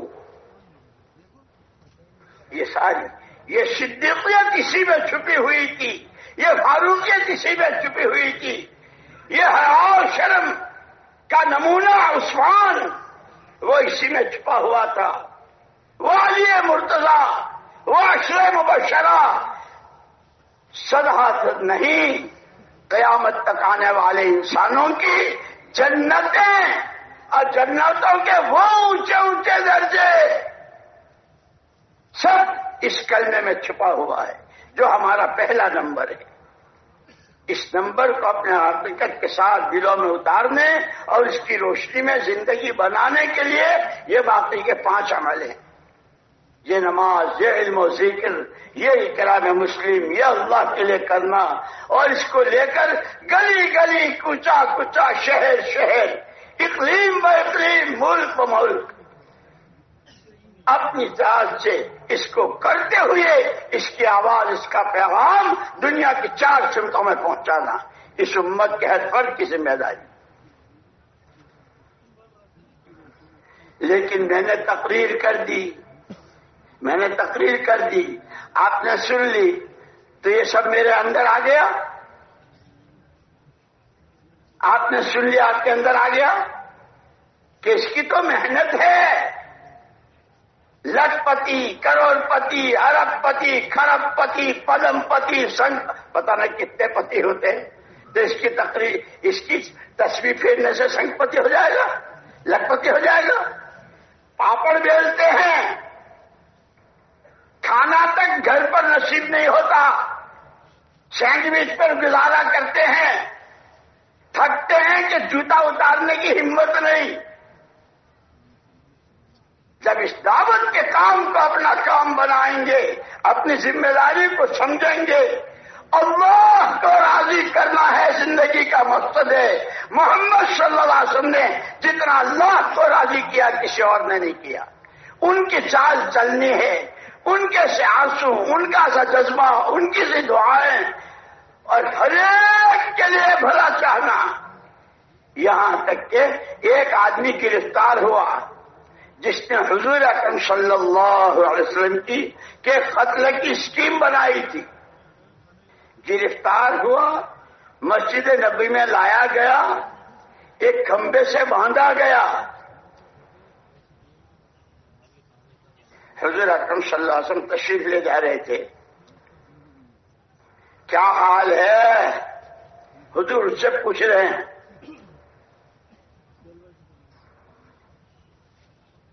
جی آپ کے قبضے میں ہوں، گردن مار دیں گے تو بھی آپ کے ہاتھ میں ہوں، اور چھوڑ دیں جا تو اللہ کے لیے آزاد ہے. وہ دشمن جس کی تلاش میں، کیونکہ خالی تقریریں نہیں، ہم تو اپنے ساتھیوں کو بھی معاف کرنے کو تیار نہیں ہے. رات دن جو مشورے میں ساتھ بیٹھتے ہیں، اپنی مسجد کے ساتھی، اپنے محلے کے ساتھی، اپنے چلے 4 مہینے 7 مہینے کے ساتھ. اس لیے میرے دوستو صرف تقریریں نہیں، پوری سیرت مبارکہ. یوں کہتے ہیں کہ یہ ایسا ہے جیسے آدمی جمعے کے دن کپڑے پہنتا ہے نا، اور عید بقرعید کو تو بہت نئے نئے سوٹ پہنتا ہے. تو جب پہنتا ہے تو لوگ دیکھتے ہیں، بھائی واہ واہ، کیا کہاں بنا، کیسا کپڑا. یعنی لوگوں کی نظریں اس پر جم جاتی ہیں. لیکن کچھ باریک بین بھی ہوتے ہیں جو بہت بال کی کھال اور کھال کی بھی کھال، بہت باریک نظر والے ہوتے ہیں. ماشاءاللہ شیروانی، سوٹ، جبہ، شاب، کیا کپڑا ہے، کیا ہے. تو آپ جب گھر سے نکلے تو آپ نے آئینہ نہیں دیکھا تھا؟ کیوں بھائی، کاہے کے لیے آئینہ دیکھا؟ نہیں، میں تو آپ سے پوچھتا ہوں، یہ جو نیچے کا بٹن ہے نا، یہ اوپر لگا ہوا ہے، اور اوپر کا بٹن نیچے لگا ہے، تو اخباروں میں وہ جو آتا ہے نا، کیا آتا ہے؟ ارے کیا بنتا ہے اخبار میں؟ کہ اس وقت میں آپ وہ لگ رہے ہیں، شاندار سوٹ ہے، کپڑا بہت اچھا ہے، لیکن اوپر کا بٹن نیچے کا اوپر. آئینہ دیکھا ہوتا تو آپ دیکھ کر آتے کہ تمام صحابہ، مہاجرین و انصار رضوان اللہ تعالی اجمعین، یہاں تک کہ ان کی پاکیزہ بیویاں اور ان کی کنواری بچیاں نمونہ ہے امت کے لیے. وہ 7 مہینے لگ رہے ہوں، وہ ذمہ دار کہلائے جا رہے ہوں، وہ مسجدوں کے اور اپنے شہر کے اور صوبے کے ہر ایک اپنے آپ کو پہلا نمبر، دوسرا نمبر، تیسرا نمبر، چوتھا، پانچواں، چھٹا نمبر، تقاضے، اخلاق، معاشرت، معاملات کے سب کو اس آئینے میں دیکھ لے. میں کہا ہوں تو پتا چلے گا کہ نیچے کا بٹن اوپر، اوپر کا بٹن نیچے. ان کو نمونہ قرار دیا ہے. حضور پاک صلی اللہ علیہ وسلم نے پورے مدینے کا وہ ماحول بنایا تھا کہ جو آتا تھا وہ مجبور ہوتا تھا ماننے پر. اور اسی میں پھر کیسے کیسے آئے ہیں. اگر اس کا نام زندگی ہے، اس کا نام زندگی ہے تو لا الہ الا اللہ محمد الرسول اللہ. مجھے یاد آیا ایک مرتبہ ہم وہاں بنگلے والی مسجد میں تھے، 3 لڑکے آئے تھے پیرس سے. ایک کا نام محمد تھا. میں نے کہا بھائی تو نے کیسے کلمہ پڑھ لیا، تو کیسے مسلمان ہو گیا؟ اس نے کہا کہ میں محمد الرسول اللہ صلی اللہ علیہ وسلم کی سیرت مبارکہ پڑھتا رہتا تھا. ہر ورق اور ہر عنوان دل کو آواز دیتا تھا، life life life is a life. جس کو زندگی کہتے ہیں وہ یہ ہے. کہنے لگا کہ گھر گیا اور گھر والی سے کہا کہ میں تو کلمہ پڑھتا ہوں. اس نے وہ جو چیخ، پوری بلڈنگ سر پر اٹھا لی. دنیا میں بہت سارے راستے ہیں، تو کیوں مسلمان ہو رہا ہے؟ دیکھ. اور اس نے کہا کہ جس بلڈنگ میں ہم ہیں، نیچے سے اوپر تک مختلف فلوروں میں اور منزلوں میں اکثر آبادی ان مسلمانوں کی ہے. لیکن رات بھر یہ سونے نہیں دیتے، شراب ہم سے زیادہ پیتے ہیں، کپڑے ان کے، کیا ہماری لڑکیاں ننگی ہوں گی؟ جینا مشکل کر دیا ہے۔ جب اس نے بہت کہا تو پھر اس محمد نے ہم سے کہا کہ میں نے اس سے کہا کہ ٹھیک ہے، یہ جتنے اس بلڈنگ میں ہیں ان میں کا کوئی میرے لیے آئیڈیل اور نمونہ نہیں ہے۔ میں جس نے مجھے اور تجھے زندگی دی ہے، ہمیں آئیڈیل کے طور پر اور نمونے کے طور پر محمد صلی اللہ علیہ وسلم دیے۔ تیرا جی چاہے تو مان، یوں کہ اس کے بعد میں نے کلمہ پڑھا اور اللہ نے میری زندگی بنائی۔ میرے دوستو، ہم اسی لیے کہا یا ایھا الذین آمنوا ادخلوا فی السلم کافہ، عقیدہ، عبادت، معاملات، معاشرت، رہن سہن، اللہ کے ساتھ کا تعلق، اعمال کی پونجی، مخلوق خدا پر ترس کھانا، محمد صلی اللہ علیہ وسلم کی امت سے اپنے سگے بھائی بہنوں سے زیادہ محبت۔ پڑھو آگے حضرت مصعب بن عمیر کا، جب ان کے بھائی کو گرفتار کیا ہے تو کیا کہہ رہے ہیں؟ اس کی ماں بہت مالدار ہے، چھڑانے میں پیسہ خرچ کے۔ وہ بھائی مصعب کیا کہہ رہے ہو؟ اس کی ماں تو جس ماں کے پیٹ سے میں، اسی ماں کے پیٹ سے تم، اور اس کی ماں؟ ہم اس کو نہیں جانتے، ہم جانتے ہیں خدا رسول کو کہ یہ جو تمہارے ساتھ جن کا معاملہ ہے کہ میرے سگے بھائی سے زیادہ مجھے محبت ہے، ساتھیوں میں محبت، کام کرنے والوں میں محبت، اجتماعیت، ہر امتی کے لیے دل کھلا ہوا ہو، ہر ایک کا بھلا چاہتے ہو، اور پھر یہ امت دنیا کی 4 سمتوں میں پھیلی ہوئی بشریت کے خیر خواہ ہو۔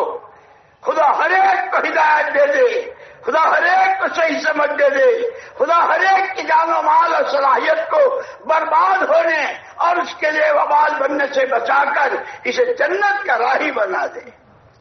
اس امت کے ذمہ تھا۔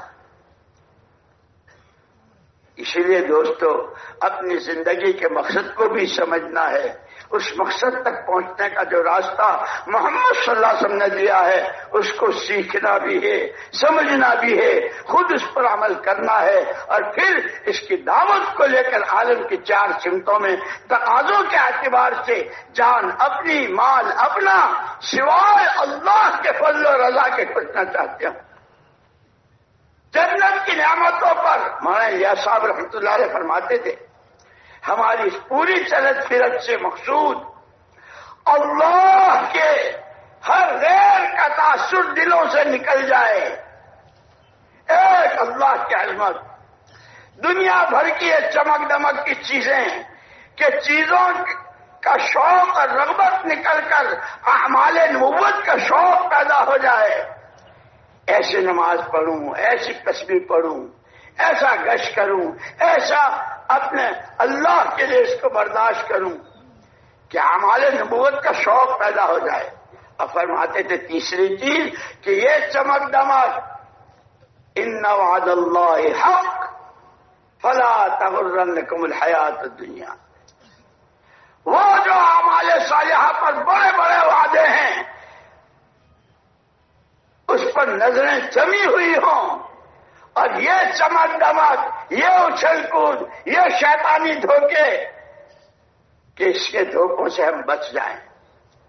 اس لیے قرآن نے جنہوں نے اس چمک دمک سے دھوکہ کھایا ہے پوری صورتیں نازل ہوئی کہ یہ وہ ہیں جن کو اللہ نے نعمتیں دی تھی لیکن ان کا غلط استعمال کیا، اور اس دنیا کی چمک دمک اور اس کی اچھل کود کے دھوکے میں آ کر وہ کیا جو شیطان نے اور نفس نے۔ میرے دوستو، اللہ نے ہمیں بہت اونچی نعمت سے نوازا ہے، بہت اونچی نعمت سے نوازا ہے۔ نبوت والی نعمت سے بڑھ کر نعمت ہو کیا سکتی ہے؟ اس کے ساتھ نسبت دی، لیکن اس کے ساتھ ساتھ ہمارا نفس اور ہمارا شیطان ہمارے ساتھ لگا ہوا ہے۔ اسی لیے بڑوں کی تربیت، بڑوں کی سرپرستی، علماء کی صحبت، اچھے پرانے کام کرنے والے جنہوں نے زندگیاں کھپائی ہوں اور جو اندر سے بنے ہوئے ہوں، ایسوں کے ساتھ رہ کر کام کو سمجھنا، سیکھنا، چلنا اور زندگی کے مختلف شعبوں کی شریعت کے مسائل، حلال حرام، جائز ناجائز، کہ چند روزہ زندگی ہے، جیسے میں نے عرض کیا تھا، ہر ایک کی دو زندگیاں ہیں، ایک دنیا کی مرنے سے پہلے کی اور ایک مرنے کے بعد۔ مرنے سے پہلے کی زندگی بہت مختصر لیکن اتنی کانٹے کی ہے کہ وہ ہمیشہ ہمیش کی یا بنے گی یا بگڑے گی اسی پر۔ وہ بگڑنے سے بچ جائے، سکرات سے لے کے جنت کا پروانہ، خدا کی رضا کا اعلان، وہاں تک کا کہ اس کے لیے اللہ کی دی ہوئی جان، اللہ کا دیا ہوا مال، اللہ کی دی ہوئی صلاحیتیں وہ اپنے صحیح ٹھکانے پر لگے، غلط استعمال سے، کہ اس کے لیے نمونہ صحابہ کرام رضوان اللہ تھے۔ وہ کیسے تھے کہ حیات الصحابہ کی 3 جلدیں، پھر ان کے ساتھ اللہ کی جو ایک تو انفرادی عبادتیں تھیں اور انفرادی عبادات پر انفرادی مددیں آئی، نہیں بحیثیت امت ہونے کے جو اللہ کی مددیں آئی پوری امت کے ساتھ۔ ہرقل کہنے پر مجبور ہو گیا، ہرقل جو بادشاہ تھا، آخری 3 جلد کا آخری واقعہ،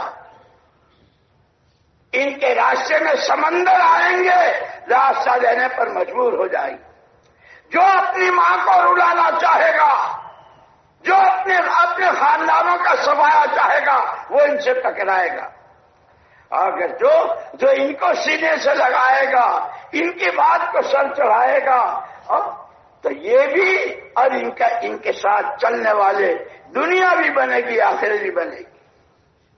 ہرقل نے کہا ہے۔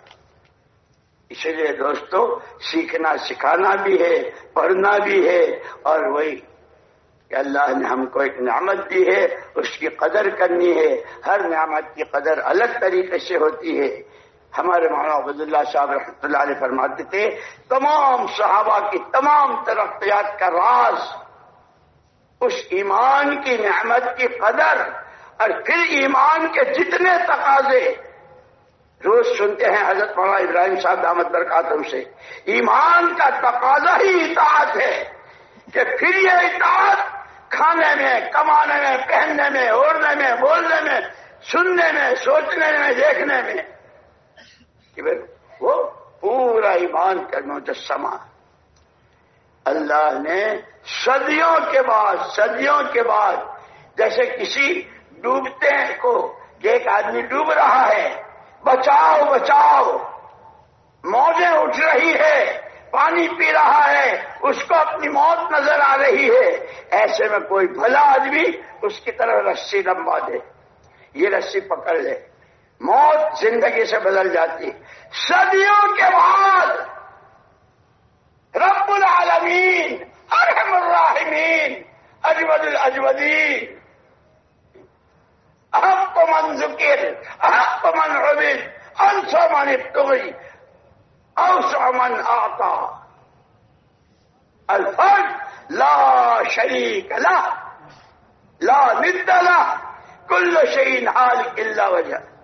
اس اللہ نے اپنے پیارے نبی صلی اللہ علیہ وسلم کی پیاری امت پر ترس کھاتے ہوئے یہ دعوت کی ایک سادہ شکل میں اپنے کرم کا ہاتھ بڑھایا ہے امت کی طرف۔ امت عقیدے کے اعتبار سے، اعمال و اخلاق کے اعتبار سے، اپنی حیات و موت کے اعتبار سے ڈوبنے کے ایسے وقت میں اللہ نے یہ کام رحمت کی شکل میں، دعوت کی شکل میں، عمومی انداز میں، جس کو ہر ایک کر سکتا ہے، یہ اللہ کے کرم کا ہاتھ ہے جو امت کی طرف ہے۔ جو نعمت کی قدر کرے گا، اس کے تقاضوں کو سمجھے گا، اپنی جان و مال کو لگائے گا، خدا اسے بھی اور آگے اس کی نسلوں تک اور اس کے ہاتھوں کے افراد سے۔ وہاں یوسف صاحب رحمۃ اللہ علیہ بہت فرماتے تھے، قربانی دینے والے مخلصین افراد، لیکن ان کے کندھوں پر رکھ کر خدا قوموں کی اور ملکوں کی ہدایت کے فیصلے فرمایا کرتے ہیں۔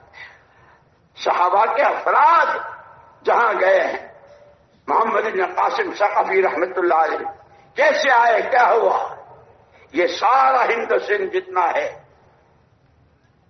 میرے دوستو اللہ نے سیرت بھی دی ہے، قرآن بھی دیا ہے، نمونے بھی دیے ہیں، اور سارے جو لاکھوں کے تجربے ہوئے ہیں۔